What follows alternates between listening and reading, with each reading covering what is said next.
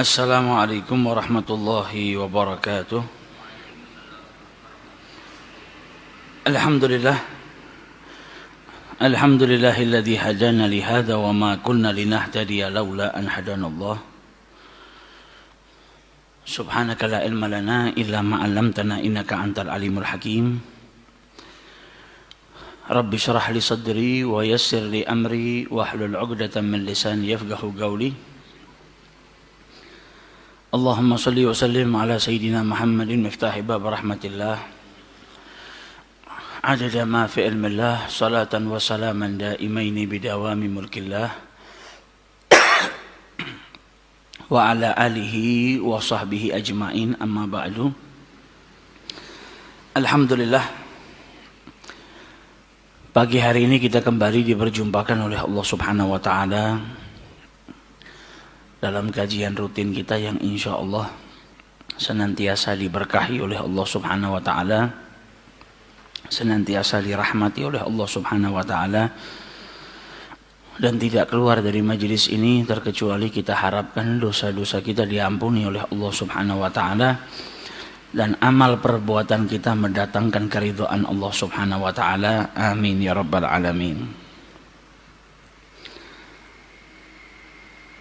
Pada kesempatan yang lalu kita sudah bahas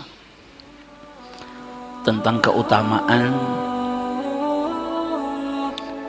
seseorang yang bertaubat, memohon ampun kepada Allah Subhanahu wa ta'ala. Kita sudah kaji betapa mulianya orang-orang yang senantiasa kembali kepada Allah atau bertaubat kepada Allah Subhanahu wa ta'ala. Manusia tempatnya salah, namun sebaik-baik orang yang salah adalah orang yang bertaubat kepada Allah Subhanahu wa ta'ala. Semoga apa yang kita kaji pada kesempatan yang lalu bukan hanya kita dengar, namun kita praktekkan sehingga taubat-taubat kita, permohonan ampun kita kepada Allah Subhanahu wa ta'ala diterima dan diampuni pula dosa-dosa kita. Amin ya rabbal alamin. Hari ini kita juga tanpa terasa sudah berada di penghujung bulan Safar. Beberapa hari lagi, 2 atau 3 hari lagi kita akan kedatangan bulan Rabiul Awal, atau bulan di mana dilahirkannya Nabi besar Muhammad sallallahu alaihi wasallam. Bagi para pecinta Nabi, orang-orang yang cinta kepada Rasul sallallahu alaihi wasallam itu sudah mempersiapkan diri untuk menyambut bulan yang mulia ini. Mungkin sebagian daripada kita sudah membaca dari apa yang disampaikan para ulama yang sudah tersebar mungkin lewat media sosial, bagaimana mereka menasihati untuk bersiap-siap menyambut bulan Rabiul Awal, di mana bulan tersebut mengingatkan kita kembali akan kelahiran manusia yang mulia, yaitu junjungan Nabi besar Muhammad sallallahu alaihi wasallam. Jadi orang yang punya cinta yang luar biasa itu pasti menganggap bulan kelahirannya bulan istimewa. Karena setiap manusia itu punya momentum yang membahagiakan dirinya yang terkadang ditunggu setiap tahun. Ada orang mungkin yang lahir di bulan Januari, maka datangnya bulan Januari membahagiakan buat dirinya. Karena apa? Di bulan tersebut dia dilahirkan.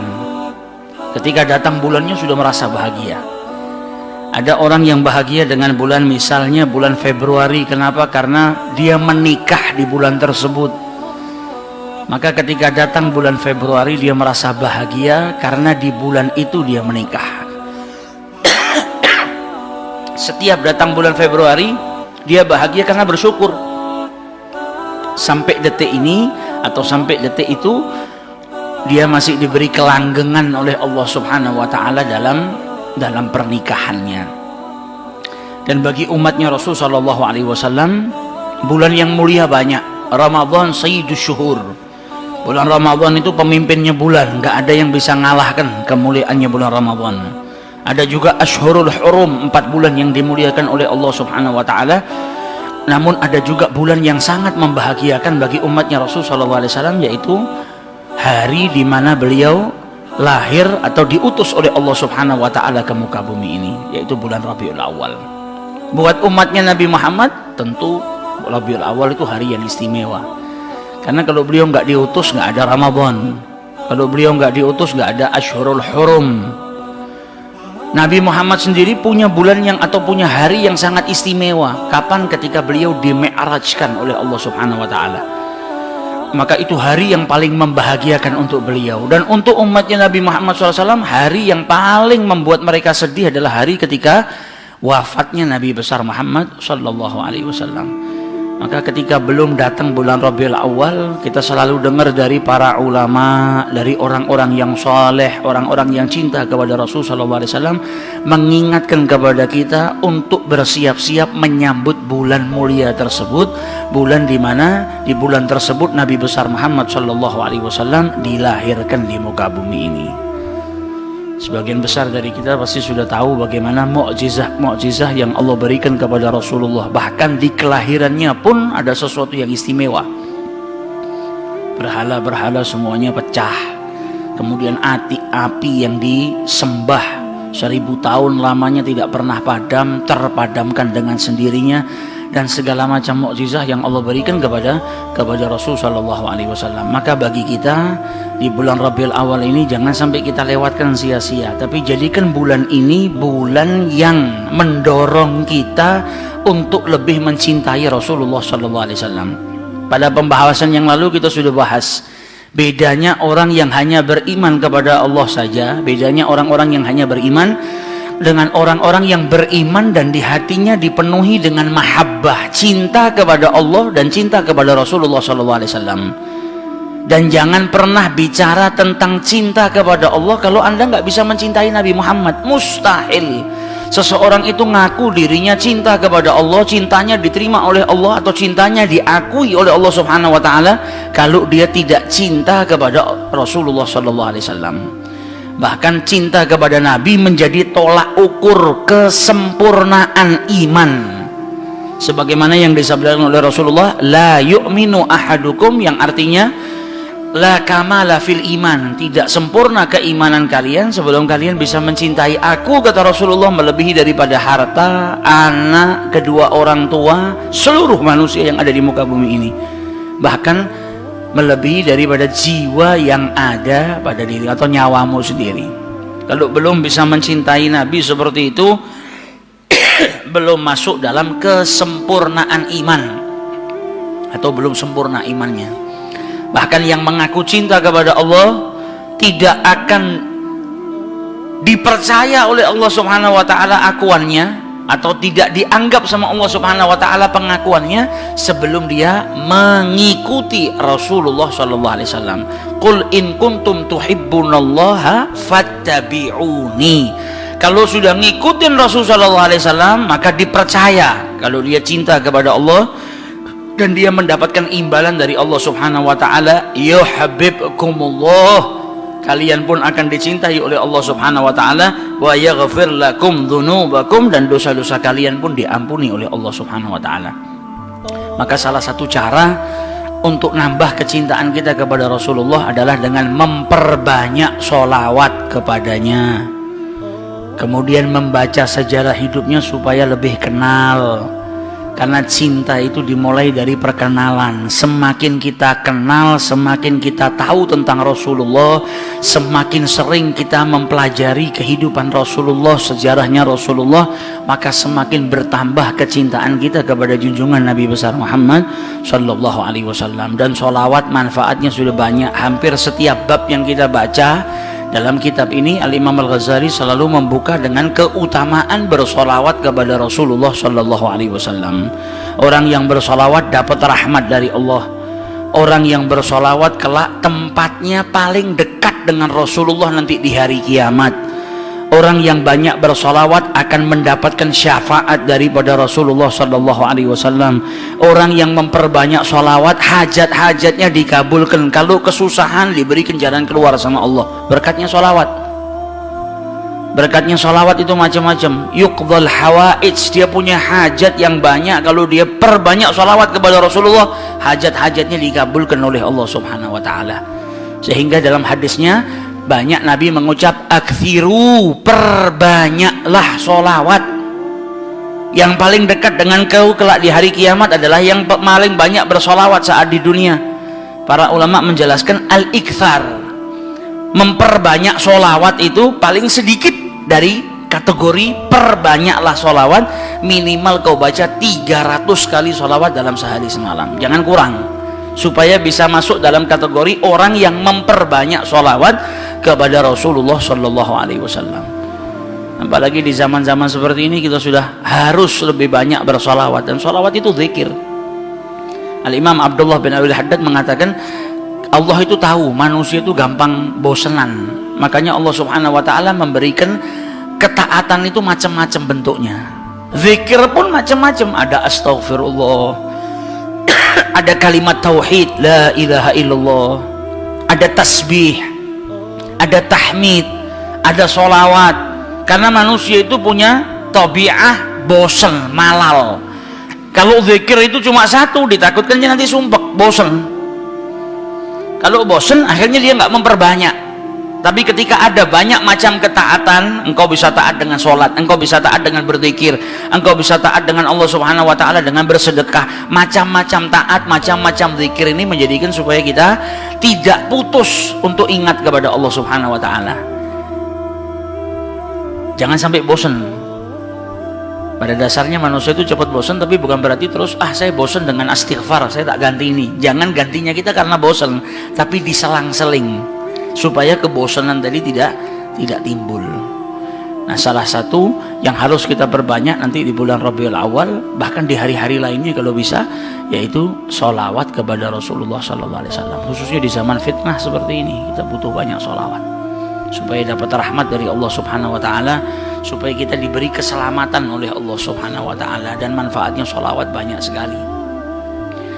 Sehingga diceritakan dulu ada satu orang punya utang 500 dinar.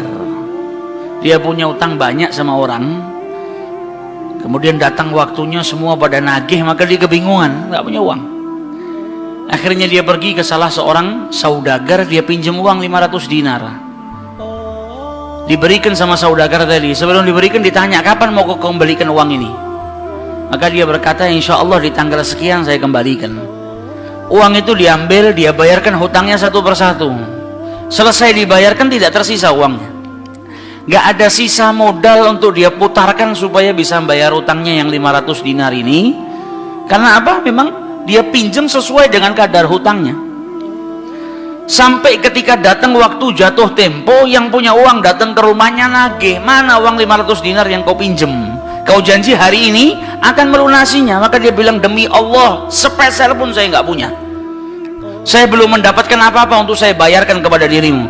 Maka yang punya uang nggak mau tahu.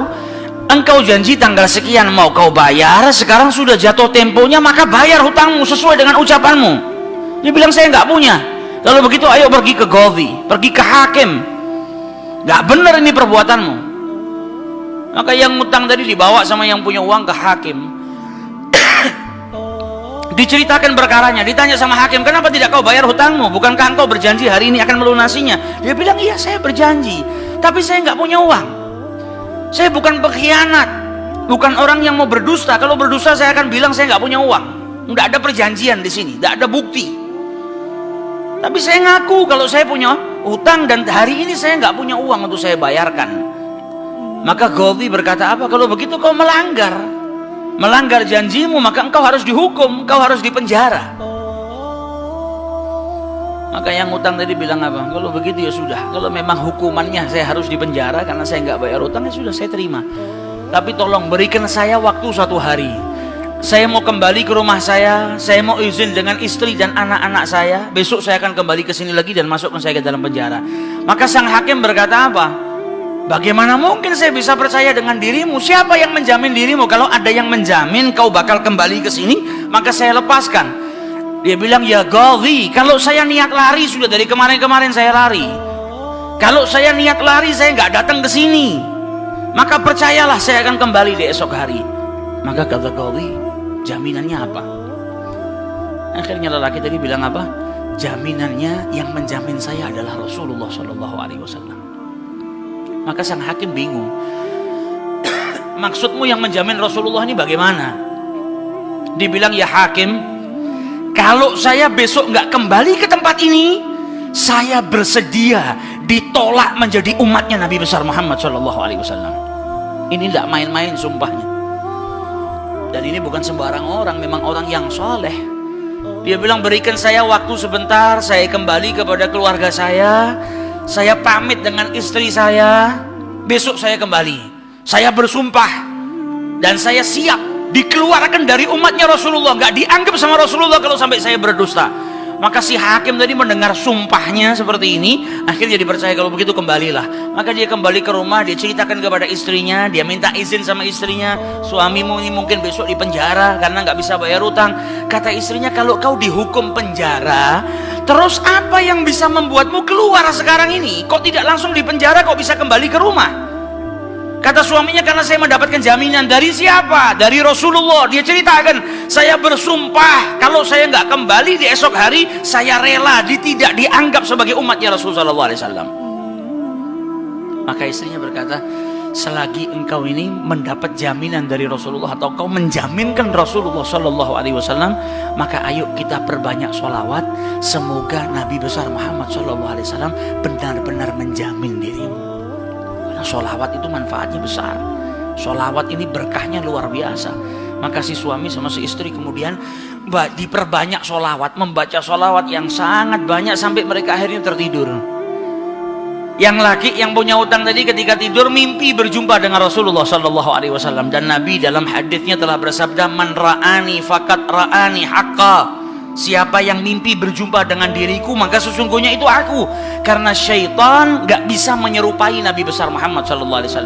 Dan orang yang dalam hatinya ada mahabbah, orang yang rindu, orang yang membersihkan dirinya, orang yang memang benar-benar ingin berjumpa dengan Rasulullah SAW, akan diperjumpakan oleh Allah Subhanahu Wa Taala dalam mimpinya ataupun dalam keadaan yaqdhatan. Karena Nabi pun menjelaskan ada orang-orang yang bisa melihat Rasulullah SAW dalam keadaan sadar. Sebagaimana dulu diriwayatkan ada seorang santri kepingin ketemu sama Rasulullah, pingin mimpi. Tanya sama gurunya, sama kiainya, ajarkan kepadaku caranya mimpi ketemu Rasulullah itu bagaimana. Kata kiainya, apa? Gampang. Nanti malam kau makan ikan asin yang banyak, setelah makan jangan minum, kau tidur. Maka dia bingung, apa hubungannya ikan asin dengan mimpi ketemu Rasulullah? Praktekkan. Ini kiai mau mendidik santrinya yang betul-betul kepingin berjumpa dengan Rasulullah, pingin mimpi dengan Rasul SAW. Maka malam hari datang, dia makan ikan satu piring, setelah itu nggak minum, tidur. Bangun tidur, dia pergi ke gurunya, marah, mana saya nggak ngimpi ketemu Rasulullah. Kata gurunya, apa yang kau impikan? Kau mimpi ngelihat apa? Kata santri tadi, saya mimpi ngelihat laut, ngelihat sungai, ngelihat hujan, ngelihat air terjun. Kata gurunya, karena sebelum tidur yang kau rindukan adalah air. Kau makan ikan asin sehingga kau kehausan. Yang kau rindukan dan kau dambakan air, maka apa yang kau rindukan dan apa yang kau dambakan datang dalam mimpi. Coba setiap kali kau tidur kau rindu dengan Rasulullah. Coba setiap kali kau tidur kau ingin sekali dan minta sama Allah Subhanahu Wa Taala akan diperjumpakan dengan Rasul Sallallahu Alaihi Wasallam, maka kau akan diperjumpakan dengan Nabi besar Muhammad Sallallahu Alaihi Wasallam. Nah, ini yang diajarkan sama para ulama. Ini yang punya utang tadi mimpi ketemu Rasulullah Sallallahu Alaihi Wasallam. Dalam mimpinya apa kata Rasulullah? Kau jangan takut, jangan gelisah. Orang yang mahabbah, baca sholawatnya bukan sekedar baca, tapi baca dari lubuk hatinya, baca dengan penuh kecintaan. Mimpi berjumpa dengan Rasulullah dan berkahnya sholawat tadi bisa menyelamatkan orang, hajat-hajatnya bisa dikabulkan, dapat pertolongan dari Allah Subhanahu Wa Taala. Maka dalam mimpinya Rasulullah bilang apa? Besok pagi kau pergi, idhab ilal wali, pergi ke gubernur di tempatmu itu. Bilang sama gubernur tadi, Rasulullah mengucapkan salam kepadamu, dan sampaikan kepada si gubernur, kalau setiap hari dia bersolawat kepada Rasulullah sebanyak 1000 kali, itu solawatnya sampai kepada Nabi Muhammad. Dan sampaikan kepada si gubernur, tadi malam dia itu kebingungan baca solawat sudah 1000 atau belum. Ada salah dalam menghitung sehingga dia itu gelisah, saya sudah 1000 atau belum. Maka sampaikan kepada gubernur itu bahwasanya solawatnya sudah sampai 1000, jadi dia nggak perlu gelisah. Bangun dari tidur, dia mau kembali ke Gaudi, tapi sebelumnya dia pergi ke wali, pergi ke gubernur tadi. Sampai di rumahnya gubernur, dia sampaikan, wahai wali, wahai gubernur, Rasulullah menitipkan salam kepadamu. Kaget dia. orang yang selama ini dia solawati, gubernur ini gubernur yang cinta kepada Rasul sallallahu alaihi wasallam, tiba-tiba ada orang yang datang bawakan salam dari Rasul sallallahu alaihi wasallam. Nabi Muhammad berkata kepadamu, wahai gubernur, solawatmu yang kau baca 1000 kali setiap hari sampai kepada Rasulullah. Dan tadi malam ketika engkau kebingungan solawatmu itu sudah 1000 atau belum, ternyata sudah 1000. Nabi ngabarkan kau jangan takut, jangan gelisah, karena solawatmu seperti biasa, istiqomah kau baca, jumlahnya sudah 1000. Dan Nabi Muhammad minta engkau bantu diri saya untuk melunasi hutang. Maka saking gembiranya dapat salam dari Rasulullah, dapat kabar kalau solawatnya yang selama ini dia baca sampai kepada Rasul sallallahu alaihi wasallam. Ditanya utangmu berapa? 500 dinar. Diambilkan 500 dinar dari Baitul Mal. Setelah itu diambilkan lagi 2.500 dinar dari uang pribadinya. Ini hadiah buat dirimu karena kau datang bawa kabar gembira kepadaku, yaitu Rasulullah sallallahu alaihi wasallam mengucapkan salam kepadaku. Mahabbah. Kita belum tentu, kalau mungkin andai ada orang yang mimpi berjumpa dengan Rasulullah kemudian Nabi mengucapkan salam kepada kita, belum tentu kita bahagia sampai bisa mengeluarkan harta seperti itu. Tapi orang-orang yang mahabbah, kecintaannya sama Rasulullah luar biasa. Maka dia pulang dari rumahnya si gubernur tadi bawa uang 3.000 dinar, utangnya cuma 500 dinar. Berkat sholawat dia bisa melunasi hutangnya. Maka dia pergi ke rumah qadhi, sebagaimana janjinya dia akan kembali. Dia ketuk pintu rumah qadhi, maka qadhi tadi ketika buka pintunya langsung memeluk orang tersebut, nangis yang luar biasa dan berkata apa? Alhamdulillah, berkat dirimu tadi malam saya mimpi ketemu Rasulullah sallallahu alaihi wasallam. Kata Rasulullah apa? Kalau engkau membantu orang yang punya utang itu untuk melunasi hutangnya, maka aku akan membantumu kelak di hari kiamat. Diambilkan uang 500 dinar diberikan kepada orang tersebut. Sampai Ghazinya pun diimpiin sama Rasulullah sallallahu alaihi wasallam. Keluar dari rumahnya Ghazi bawa uang berapa? 3.500 dinar. Dia pergi ke tempat orang yang dia utangi mau bayar utangnya. Ketika sampai di rumah orang tersebut, orang yang dia utangi tadi sudah berada di depan rumah nunggu kedatangannya. Ketika ini yang punya utang datang, langsung dipeluk, dicium, sambil menangis mengucapkan terima kasih, berkat dirimu tadi malam saya mimpi ketemu Rasulullah. Kata Rasulullah, kalau kau bebaskan utangnya fulan, kelak kau akan aku bantu, aku berikan syafaat kepadamu di hari kiamat. Utangmu jangan dibayar, dan ini ada hadiah untukmu 500 dinar. Berangkat dari rumah punya utang 500 dinar. Berkat mimpi berjumpa dengan Rasulullah, utangnya terlunaskan dan ada tambahan 4.000 dinar. Berkat apa? Berkat sholawat yang dibaca kepada Rasulullah sallallahu alaihi wasallam. Jadi kita kalau baca sholawat ini bukan hanya berkahnya nanti di akhirat, bukan hanya nanti kita dapat syafaatnya Nabi, bukan hanya nanti kita dapat tempat yang dekat dengan Rasulullah sallallahu alaihi wasallam. Bahkan di dunia kalau kita ada situasi yang tidak menyenangkan, ada masalah, ada apapun, semuanya bisa hilang berkah daripada sholawatnya yang kita baca kepada Rasulullah sallallahu alaihi wasallam. Karena satu sholawat dibalas dengan 10 rahmat. Satu rahmatnya Allah, kita punya masalah sebesar apapun bisa hilang kalau kita mendapatkan satu rahmat dari Allah subhanahu wa ta'ala. Sedangkan orang yang bersalawat kepada Rasulullah sallallahu alaihi wasallam, maka dia mendapatkan 10 rahmat daripada Allah subhanahu wa ta'ala. Maka dari itu datang bulan Rabiul Awal, ayo kita perbanyak sholawat kepada Rasulullah sallallahu alaihi wasallam.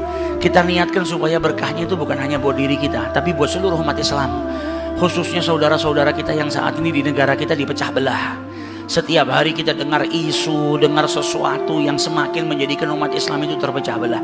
Kita minta sama Allah melalui sholawat kepada Rasul sallallahu alaihi wasallam agar berkahnya sholawat, berkahnya Rabiul Awal ini, umat Islam dipersatukan oleh Allah subhanahu wa ta'ala, tidak terpecah belah, menjadi umat yang kuat. Negara kita yang kemarin-kemarin sedang dilanda musibah, insya Allah berkat sholawat gak ada lagi musibah. Negara kita dijaga sama Allah subhanahu wa ta'ala, dijadikan baldatun tayyibatun wa rabbun ghafur, berkat sholawat kepada Rasul sallallahu alaihi wasallam. Dan mumpung datang bulan Rabiul Awal, perbanyak ada majelis sholawat, di mana datengin.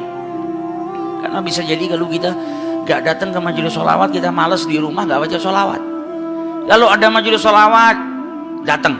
Ada majelis maulid, dibacakan sejarah hidupnya Rasulullah, datang. Karena kalau kita nggak baca sejarah hidupnya Nabi Muhammad, bagaimana caranya kita mau cinta? Cinta itu harus kenal. Semakin kenal kita Nabi Muhammad SAW, semakin tahu diri beliau, semakin tahu bagaimana kecintaannya sang Nabi kepada kita, maka akan bertambah cinta kita kepada Rasulullah.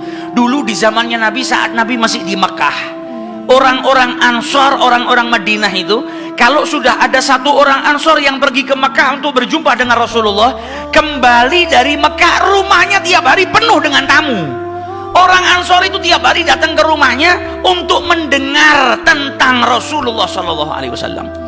Termasuk sahabatnya Nabi, Anas bin Malik. Anas bin Malik itu setiap ada orang pulang dari Mekah langsung didatangi rumahnya satu persatu, pingin dengar, kau berjumpa dengan Rasulullah, ceritakan kepadaku bagaimana Rasulullah SAW, bagaimana akhlaknya, bagaimana perangainya, bagaimana cara berbicaranya, apa yang beliau lakukan. Setiap orang Ansor yang pergi ke Mekah kembali, rumahnya selalu dipenuhi dengan orang-orang sekitarnya. Mereka semua ingin lebih tahu, ingin menggali informasi tentang Rasulullah SAW.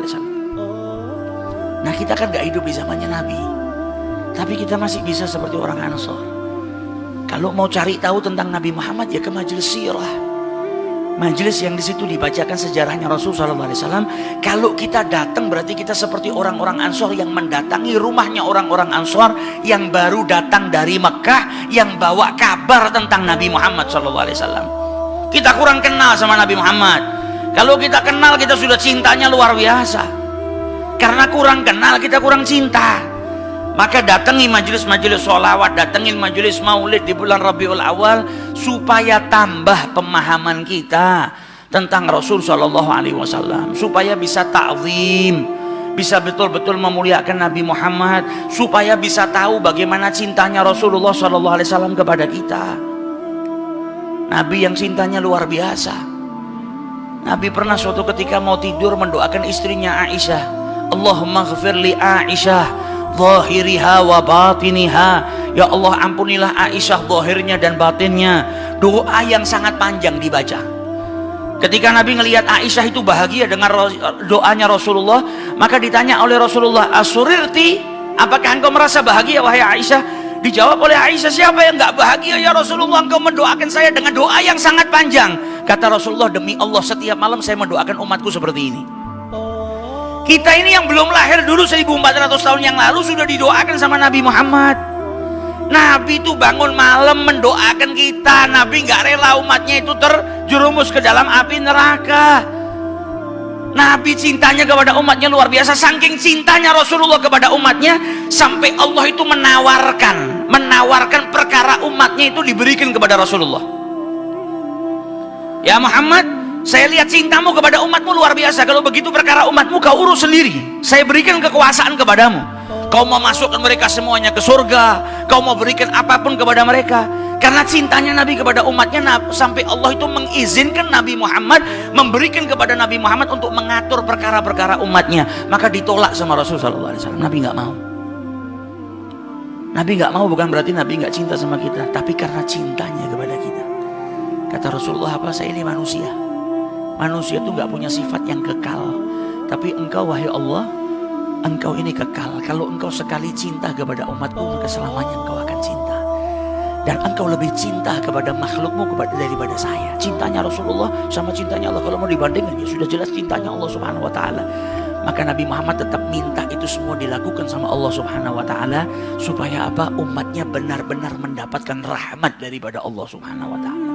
Cintanya Nabi kepada umatnya nggak ada yang ngalahkan.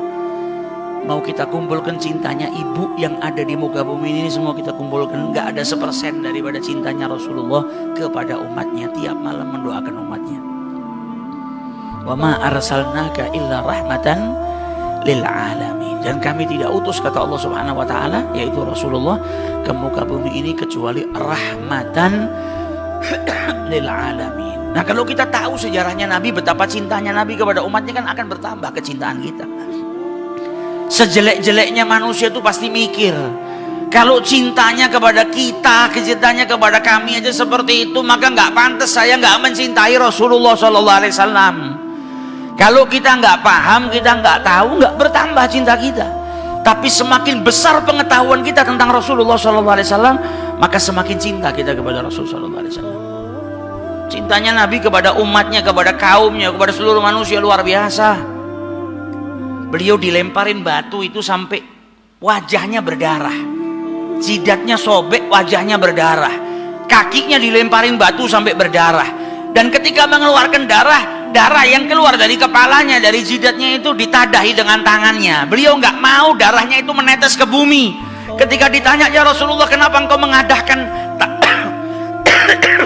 kenapa darahmu kau ambil dengan tanganmu, kau tengadahkan dengan tanganmu? Apa jawab Rasulullah? Saya takut kalau darah saya ini menetes ke bumi, maka Allah akan menurunkan murkanya dan menyiksa seluruh orang-orang yang nyiksa saya ini. Saya takut Allah menurunkan bala, bencana pada orang-orang yang nyiksa saya. Jadi beliau dalam keadaan disakiti, kepalanya bocor, wajahnya sobek, keluar darah yang luar biasa, disakiti. Tapi saat beliau disakiti, beliau nggak lupa. Beliau ambil darahnya dengan tangannya, takut kalau darah itu netes Allah murka kepada penduduk tersebut sehingga mereka diazab oleh Allah Subhanahu wa taala. Ini kan rahmat yang luar biasa. Kalau kita nalarnya manusia, orang yang nyakitin kita mau dibencanakan sama Allah atau mau dibinasakan sama Allah, silahkan. Nabi Muhammad tidak. Nabi nggak mau orang-orang ini binasa. Nabi berharap mereka mendapatkan rahmat yang dibawa oleh Rasulullah. Mereka bisa dapat hidayah, masuk ke agamanya Allah Subhanahu wa taala. Maka sampai ditadain sendiri dengan tangannya. Nah, ini yang perlu kita kaji. Supaya apa? Supaya tambah kecintaan kita kepada Rasulullah sallallahu alaihi wasallam.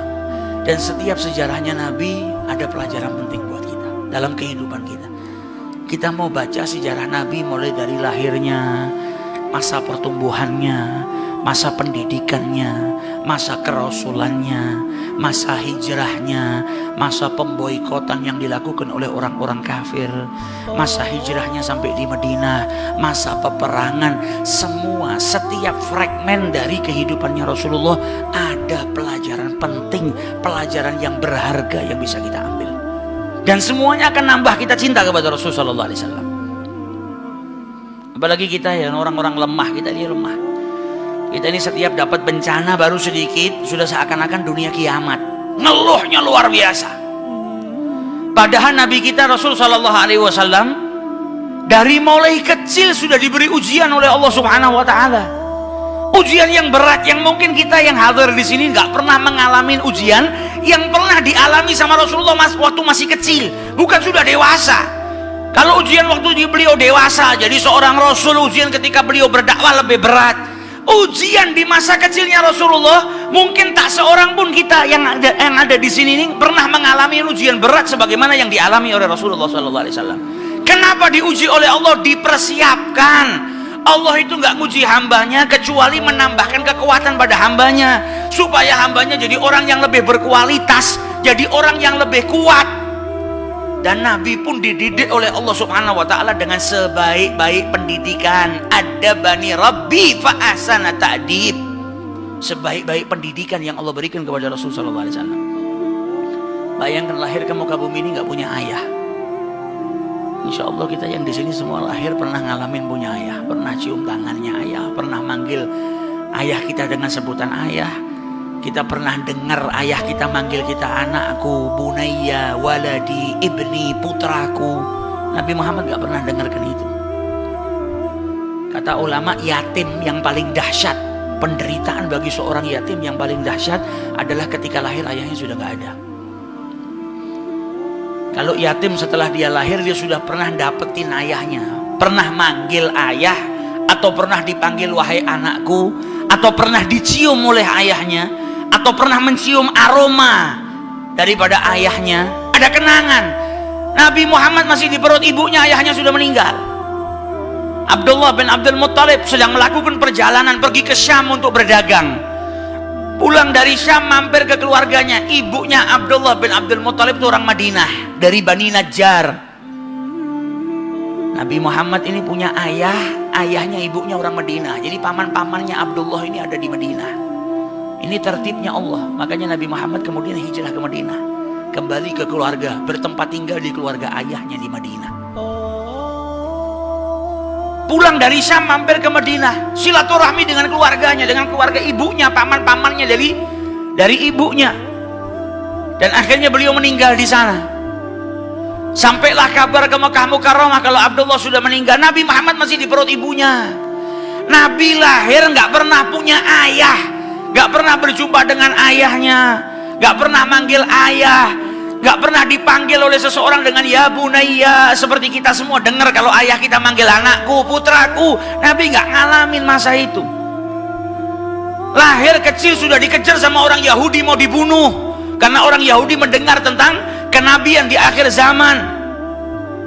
Dipindahkan sama kakeknya, disusuin oleh Halimatus Sa'diyah. Ketika usianya 6 tahun dijemput sama ibunya Siti Aminah, dibawa ke Madinah untuk bersilaturahmi dengan keluarga ayahnya dan juga berziarah ke makam ayahnya supaya tahu, nak, ayahmu punya keluarga di Madinah, supaya kenal dengan keluarganya.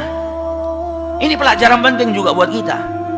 Terkadang kita punya paman, punya bibi, punya keluarga, nggak pernah kita silaturahmi. Nabi Muhammad dari kecil sama ibunya dibawa, diperkenalkan dengan saudara-saudara ayahnya yang ada di Madinah. Aminah bawa Rasulullah perjalanan 500 km dari Mekah ke Madinah, hanya bertiga. Seorang janda yaitu ibunya Rasulullah SAW, Aminah, bawa anaknya yang usianya 6 tahun, Muhammad bin Abdullah, dan bawa salah satu pembantunya yang bernama Ummu Aiman. Perjalanan 500 km dilalui oleh Siti Aminah, bawa Rasulullah untuk apa? Silaturahmi dengan keluarganya. Sampai di Madinah diperkenalkan dengan keluarga ayahnya, silaturahmi dengan keluarga ayahnya, dan sempat berziarah atau ditunjukkan oleh Siti Aminah makam daripada ayahnya. Bayangkan seorang anak yang gak pernah berjumpa dengan ayahnya, lahir ke muka bumi ini dalam keadaan yatim, gak pernah berjumpa dengan ayahnya. Ketika ngelihat makam ayahnya, setelah itu pulang ke Mekah, maka setiap anak pasti di perjalanan yang ada di kepalanya siapa? Ayahnya.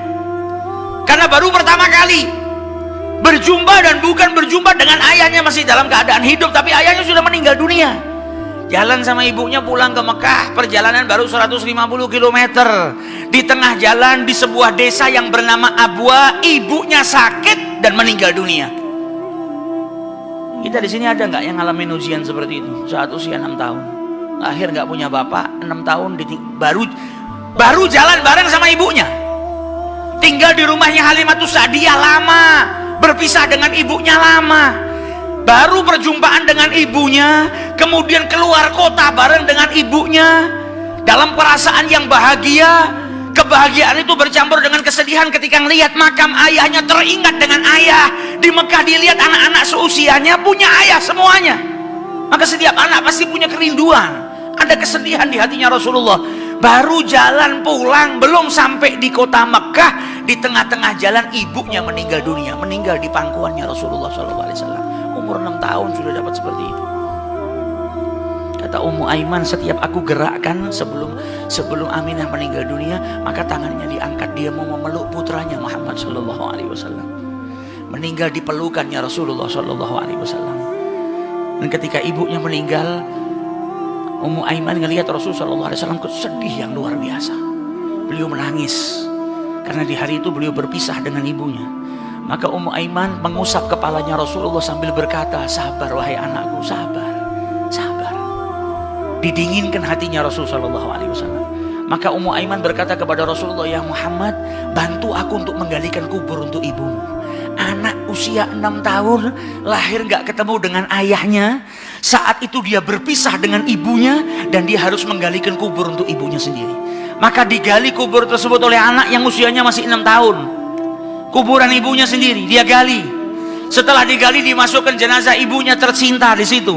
Setelah dimakamkan, kata Ummu Aiman, aku pegang tangan Muhammad dan aku ajak dia pulang ke Mekah. Maka ketika aku pegang tangannya, Muhammad berjalan sambil berkata, Ummi, Ummi, ibuku. Seakan mengatakan, jangan tinggalkan ibuku. Kita berangkat bersama, kenapa pulang harus berpisah? Anak usia 6 tahun. Sama Allah Subhanahu wa Ta'ala telah diberikan ujian yang luar biasa. Ujian yang tak lain untuk menambah kekuatan bagi Nabi besar Muhammad SAW. Nabi ini pegang amanah yang gak sembarang amanah. Allah gak akan memberikan amanah kecuali kepada orang yang kuat. Dari kecil dididik sama Allah supaya apa? Supaya kuat. Al-i'dad minallah, dipersiapkan untuk mengemban amanah yang besar, untuk berdakwah dengan tantangan yang luar biasa. Dari kecil sudah dipersiapkan sama Allah Subhanahu wa Ta'ala. Sampai di Mekah yang dituju bukan rumahnya Aminah, Sampai di Mekah yang dituju langsung rumah kakeknya Abdul Muthalib. Sampai di rumah kakeknya, dia ketuk pintu rumah kakeknya, dibuka oleh kakeknya. Abdul Muthalib cuma ngelihat Muhammad dan Ummu Aiman. Maka Abdul Muthalib kakeknya bertanya, "Aina ummak?" Mana ibumu? Mana ibumu? Maka Rasulullah sambil menangis dan berkata, "Ummi, ummi, ummi." Dan Ummu Aiman berkata, "Laqad matat." Telah meninggal ibunya. Maka Abdul Muthalib pun menangis yang luar biasa. Sedih ngelihat cucunya yang lahir tanpa seorang ayah. Usianya baru 6 tahun sudah pisah dengan ibunya, ibunya meninggal. Maka dipeluk Rasul sallallahu alaihi wasallam dan kakeknya berkata, "Anta bunayya, engkau anakku, jangan takut. Engkau tidak sendiri, engkau ini anak saya." Dalam kisah yang pendek ini kita bisa dapat banyak pelajaran. Maka sejarahnya hidupnya Rasul sallallahu alaihi wasallam ini pelajaran penting buat kita. Nabi masih usia seperti itu sudah dapat ujian yang besar dari Allah Subhanahu wa taala, dan dia adalah kekasihnya Allah Subhanahu wa taala. Kita yang baru dikasih ujian sedikit sama Allah sudah meledak bagaikan kiamat. Yang terkadang kita nggak sabar, bahkan kita terkadang masuk dalam kategori tidak terima dengan apa yang diberikan oleh Allah Subhanahu wa taala. Wa iyadzubillah. Maka itu pentingnya kita baca sejarah hidupnya Rasulullah sallallahu alaihi wasallam agar apa? Agar bertambah cinta kita. Kita sering dengar bagaimana pengorbanannya para sahabat untuk Rasulullah. Ada yang mati demi Rasulullah. Bahkan ada anak-anak yang usianya di bawah 15 tahun. Bukannya lari dari peperangan, tapi malah maksa ingin ikut perang bersama Rasul sallallahu alaihi wasallam. Ketika Rasulullah dihujani anak panah, ada yang berdiri di hadapannya Rasulullah menjadi tameng, rela tertusuk anak panah demi melindungi Rasulullah sallallahu alaihi wasallam. Apa yang membuat mereka seperti itu? Mahabbah. Kalau kita nggak punya cinta, kita nggak akan bisa berkorban untuk kekasih kita. Kalau kita nggak punya cinta, kita nggak bisa berkorban untuk Rasulullah sallallahu alaihi wasallam. Bahkan para wanita pun di zaman Rasulullah sallallahu alaihi wasallam pun sama berkorbannya, nggak kalah dengan orang laki-laki. Dalam suatu peperangan ada satu perempuan namanya Ummu Imarah. Ummu Imarah ini tahu musuh mau melukai Nabi Muhammad, maka dia datang. Dia mengejar untuk melindungi Rasul sallallahu alaihi wasallam sampai pundaknya ini disabet dengan pedang beberapa sabetan. Sampai beliau terjatuh, nggak mati, terjatuh. Dan ketika terjatuh dalam keadaan luka parah di punggungnya, anaknya lewat dan melihat ibunya dalam keadaan seperti itu. Maka anaknya mau bantu ibunya. Kata ibunya, "Apa? Pergi kau lindungi Rasulullah. Lebih penting kau lindungi Rasulullah daripada kau lindungi aku." Cinta yang seperti apa ini? Luar biasa. Si anak pun kemudian lari mendatangi Rasul sallallahu alaihi wasallam dan juga menjadi tameng bagi Rasul sallallahu alaihi wasallam. Sampai Rasulullah itu ketika terluka dan melihat Ummu Imarah dalam keadaan terluka, berlumuran darah. Ditanya oleh Rasulullah, "Kenapa engkau berbuat seperti ini? Apa yang bisa membuatmu bertahan sampai melindungi aku dan dirimu ini tersobek-sobek dengan sabetan pedang?" Apa jawaban Ummu Imarah? "Utiku ya Rasulullah. Aku mampu ya Rasulullah, asalkan perbuatanku ini fidaan anka, untuk melindungi dirimu. Saya rela berkorban nyawa saya, berkorban apapun milik saya demi Rasulullah sallallahu alaihi wasallam. Yang saya harapkan satu ya Rasulullah, murafaqatik fil jannah. Saya hanya ingin kelak dikumpulkan bersamamu di surganya Allah Subhanahu wa taala."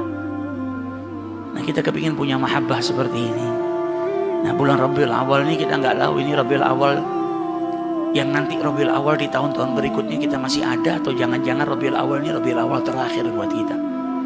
Maka jangan sampai kita lewatkan bulan Rabiul Awal ini terkecuali dengan memperbanyak sholawat kepada Rasulullah sallallahu alaihi wasallam, dan juga hadir ke majelis-majelis yang di situ diperkenalkan Rasulullah, yang di situ dibacakan sejarah hidupnya Rasulullah, agar bertambah kecintaan kita kepada Nabi besar Muhammad sallallahu alaihi wasallam. Amin ya rabbal alamin. Semoga kita dijadikan orang-orang yang dicintai oleh Rasul sallallahu alaihi wasallam. Kemudian pada bab berikutnya Imam Al-Ghazali menjelaskan kepada kita tentang larangan berbuat zalim. Nah, berbuat zalim ini juga termasuk perilaku yang nggak pernah dilakukan sama Rasulullah. Bahkan Rasulullah ini juga ngancem umatnya yang berbuat zalim. Haram hukumnya berbuat zalim. Allah Subhanahu wa taala berfirman dalam Al-Qur'an, "Wa saya'lamul ladzina zalamu ayyu munqalibin yanqalibu." Nanti orang-orang yang berbuat zalim ini akan tahu mereka itu akan ditempatkan di mana sama Allah Subhanahu wa taala. Orang-orang yang berbuat zalim kelak akan ditempatkan di nerakanya Allah Subhanahu wa taala. Wa iyadzu billah. Perbuatan zalim perbuatan yang dilarang oleh Allah Subhanahu wa taala. Dalam hadis qudsi Allah Subhanahu wa taala berfirman apa? Allah berfirman, aku itu mengharamkan atas diriku perbuatan zalim. Jadi Allah enggak pernah berbuat zalim. Inni haramtu ala nafsi dzulma. Inni haramtu dzulma ala nafsi. Aku kata Allah enggak pernah berbuat zalim. Wa ja'altu bainakum muharrama. Dan aku jadikan perbuatan zalim ini di antara kalian adalah perkara yang diharamkan. Fala tadzalamu, dan janganlah kalian ini saling menzalimi. Jangan sampai kalian ini saling menzalimi. Kata Rasulullah, adz-dzulmu dzulumat yaumal qiyamah. Perbuatan zalim itu adalah kegelapan di hari kiamat. Maksudnya kegelapan apa? Yang membinasakan seseorang. Orang yang berbuat zalim nanti akan menyesal yang luar biasa. Baik itu dia menzalimi orang lain ataupun menzalimi dirinya sendiri.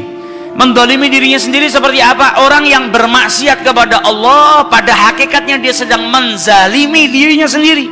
Karena setiap perbuatan maksiat mendatangkan hukuman, berarti dia sedang menghukum dirinya sendiri.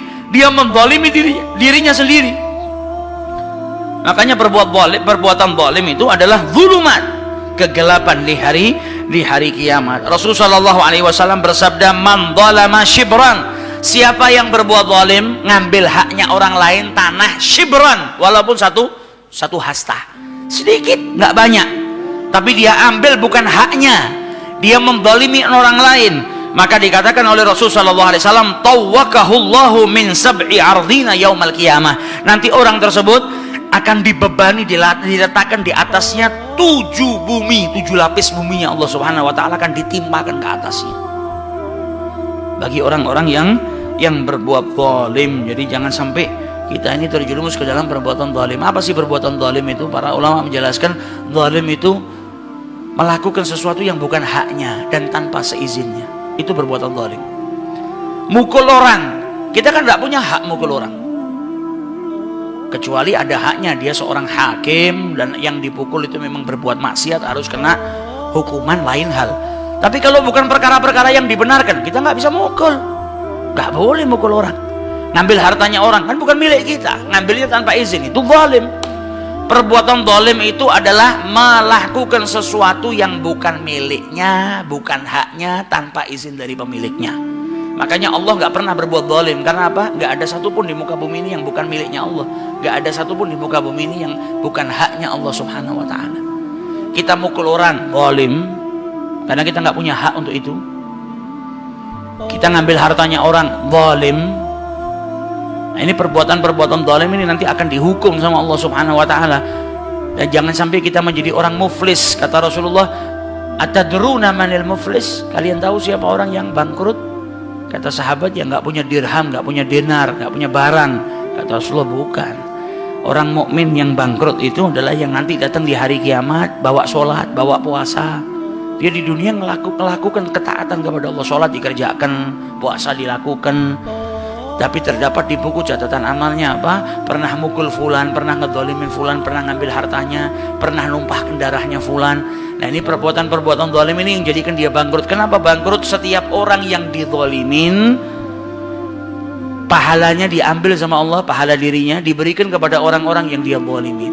Kalau masih tersisa ada yang nggak kebagian pahalanya, maka dosanya orang yang dizalimin tadi diambil sama Allah, diberikan kepada orang yang berbuat zalim. Akhirnya apa? Dia nggak punya pahala, nggak punya amal, habis amal perbuatannya, yang tersisa hanyalah dosa. Muflis, bangkrut, nggak punya apa-apa. Yang ada kelak malah dia dimasukkan ke dalam nerakanya Allah Subhanahu wa taala. Wa qala ba'dus salaf, sebagian daripada salaf saleh berkata, janganlah engkau menzalimin orang-orang yang lemah sehingga kalian itu menjadi orang-orang yang kuat tapi zalim. Orang-orang generasi yang kuat tapi yang zalim. Tidak ada manfaatnya kita jadi orang yang kuat tapi kita dikategorikan sebagai orang yang zalim. Janganlah sampai kalian menyakiti orang-orang yang lemah dengan apapun, dengan tangan, dengan lisan, dengan mengambil haknya, dengan mengambil hartanya, nggak boleh. Sehingga kalian nggak menjadi golongan orang-orang yang kuat tapi orang-orang yang zalim. Jadi orang yang zalim yang kuat nggak ada manfaatnya, nggak bisa dibanggakan. yang ada malah mendatangkan kemurkaannya Allah Subhanahu wa taala. Sayyidina Jabir radhiyallahu taala anhu pernah meriwayatkan dulu ketika pulang dari Habasyah pernah ditanya sama Rasulullah, apa yang kalian lihat di Habasyah itu sesuatu yang mengherankan kalian? Maka dijawab oleh Jabir bin Abdullah, ya Rasulullah, ketika kami di Habasyah kami ngelihat ada seorang nenek-nenek, orang tua. Dia berjalan bawa air di tempat kecil ditaruh di atas kepalanya. Jadi mikul air. Kemudian datang pemuda, mukul pundaknya dan mendorong wanita tua tersebut sampai dia jatuh dan airnya tumpah, tempatnya tadi pecah. Jadi anak-anak muda yang iseng berbuat zalim. Maka diriwayatkan kata Jabir bin Abdullah, kata nenek tua tadi, nanti di hari kiamat ketika Allah meletakkan kursinya, manusia dikumpulkan dari generasi yang pertama sampai generasi yang terakhir, dan tangan, kaki, semua anggota tubuhnya akan berbicara. Nanti engkau akan tahu bagaimana perkaraku dan bagaimana perkaramu. Engkau yang berbuat zalim nanti akan diadili sama Allah Ta'ala, dan saya yang mazlum, yang dizalimin, nanti saya juga mendapatkan sesuatu daripada Allah Subhanahu wa taala. Siapa yang selamat nanti? Lihat bagaimana Allah memperlakukanmu dan memperlakukanku. Dan hati-hati dengan doanya orang yang dizalimin, orang mazlum. Orang mazlum itu doanya mustajab. Kalau kita nyakitin hatinya orang, kita menzalimin orang itu nggak nerima, nyumpah kita, doanya orang mazlum itu diterima sama Allah Subhanahu wa taala, nggak ditolak. Kalau sampai dia doakan kita yang tidak terus diijabahi sama Allah, naudzubillahi min dzalik. Jangan sampai kita menzalimin orang sehingga kalau kita malah mendapatkan diri kita dizalim. Pada hakikatnya kita ngezalimin orang itu kan kita ngezalimin diri kita sendiri, karena kita tahu ketika kita menzalimin orang lain kita dapat hukuman. Berarti pada dasarnya kita sebetulnya menyakiti diri kita sendiri di kemudian hari. Yang ada kita malah disiksa oleh Allah Subhanahu wa taala. Dan dalam hadis Rasulullah SAW bersabda, khamsa, ada 5 perkara yang Allah Subhanahu wa taala itu murka kepada pelakunya. Jika Allah berkehendak bisa jadi dihukum di dunia sebelum dia meninggal dunia. Kalau enggak ya nanti dihukum di akhiratnya Allah Subhanahu wa taala. Bisa dimasukkan ke dalam nerakanya Allah Subhanahu wa taala. Yang pertama, amiru gaum. Seorang pemimpin, seorang raja, seorang pemimpin negara yang mengambil hak rakyatnya, tidak berbuat adil kepada rakyatnya dan tidak membentengi rakyatnya yang terzalimi. Orang rakyatnya yang terzalimi didiamkan, enggak digubris, enggak dibantu. Dan dia mengambil haknya rakyatnya, tidak berbuat adil kepada rakyatnya. Ini termasuk golongan orang yang dimurkai sama Allah Subhanahu wa taala. Kemudian seorang pemimpin juga yang ditaati, tapi dia tidak berbuat adil juga kepada kaumnya, dan juga tidak berbuat adil kepada kaumnya yang lemah dan juga yang kuat, dan selalu berbicara dengan hawa nafsunya. Jadi ucapannya nyakitin, ucapannya semena-mena, yang lemah ditindas. Jadi nggak berbuat adil kepada kaumnya. Wa rajulun la ya'mur ahlahu wa waladahu bi ta'atillah wa la yu'allimuhum amru dinihim. Dan seseorang yang tidak memerintahkan keluarganya, anaknya, istrinya itu nggak diperintahkan untuk taat kepada Allah Subhanahu wa taala, dan juga tidak diajarkan ilmu agama. Hati-hati yang punya istri, yang punya anak, kalau tidak merintahkan keluarganya untuk taat kepada Allah, tidak mengajarkan keluarganya untuk perkara-perkara agamanya, nanti menjadi golongan yang dimurkai oleh Allah Subhanahu wa taala. Tanya anaknya sudah sholat apa belum, nggak pernah. Bangunin anaknya untuk sholat, nggak pernah. Nggak pernah tanya sama anaknya, nggak pernah merintahkan anaknya untuk sholat Jumat, nggak pernah ngajarkan anaknya mana yang halal, mana yang haram. Ini orang tua yang datangkan murkanya Allah Subhanahu wa taala. Anak itu tanggung jawab, istri itu tanggung jawab, harus dididik. Nggak punya ilmu agama, nggak bisa didik agama, ajak ke majelis-majelis supaya anak kita belajar ilmu agama, supaya istri kita belajar ilmu agama. Kalau nggak diajarkan, nggak diperintahkan untuk belajar ngaji, berarti kita menyelewengkan keluarga kita. Ini dituntut sama Allah Subhanahu wa taala. Dan tadi dikatakan sama Rasulullah apa? Bisa jadi orang yang dimurkai sama Allah tadi, Allah menurunkan bencana terlebih dahulu, menurunkan azabnya selagi dia di dunia. Kalau Allah mau bisa. Kalau enggak, nanti akan dihukum di nerakanya Allah Subhanahu wa taala, wa iyadzubillah. Jadi jangan sepelekan. Panggil anak kita, tanya sudah sholat apa belum. Setiap 5 waktu kita nggak ngelihat anak kita sholat, tanya sudah sholat apa belum, karena nanti kita akan dimintain pertanggungjawaban sama Allah Ta'ala. Ajarkan kepada anak kita mana yang halal, mana yang haram, mana yang hak, mana yang batil. Ajarkan anak kita untuk takut sama Allah. Ajarkan anak kita untuk cinta kepada Allah dan Rasulnya, yang dapat manfaat kita. Istri kita juga perhatikan, jangan jadi dayuth. Siapa dayuth? Orang yang nggak peduli istrinya kumpul sama siapa, pergi kemana, main sama siapa, nggak peduli. Ini dayuth. Kata Rasulullah, dayuth itu nggak bisa cium baunya surga, padahal baunya surga itu bisa tercium dari 500 tahun perjalanan. Baunya saja nggak bisa dapat, apalagi masuk surganya Allah Ta'ala. Dayuth nggak peduli istrinya kumpul sama siapa, nggak digubris, terserah. Istrinya keluar sama siapa, nggak tahu. Istrinya mau main sama siapa, nggak tahu. Apa yang dilakukan sama istrinya, nggak peduli. Ini dayuth. Padahal apa yang dilakukan sama istri kita kecilatan dosanya, karena kita penanggung jawab. Maka jangan sampai jadi golongan yang seperti ini. Warajulun istajara ajiran fasta'malahu wa lam yuwaffi ujrahu. Dan seseorang yang punya pegawainya dipakai buat kerja, disuruh kerja tapi nggak dibayar. Ini golongan yang dimurkai juga sama Allah Subhanahu wa taala. Warajulun zalama imra'atan fi sadaqiha. Dan seorang lelaki yang menzalimin istri yang nggak dikasih nafkah. Nah, ini termasuk golongan-golongan yang ditelantarkan, golongan-golongan yang dimurkai oleh Allah Subhanahu wa ta'ala. Diriwayatkan oleh Abdullah bin Salam, ketika Allah Subhanahu wa ta'ala menciptakan manusia, dan manusia sudah berdiri semua di atas kakinya, kepala mereka semuanya mengenadah ke atas. Kemudian melihat Allah ketika penciptaan manusia pertama kali. Maka mereka semua melihat Allah dan mereka bertanya, "Ya Rabb, ma'aman anta, engkau ini bersama siapa?" Ternyata di sebelah-sebelahnya Allah ada manusia.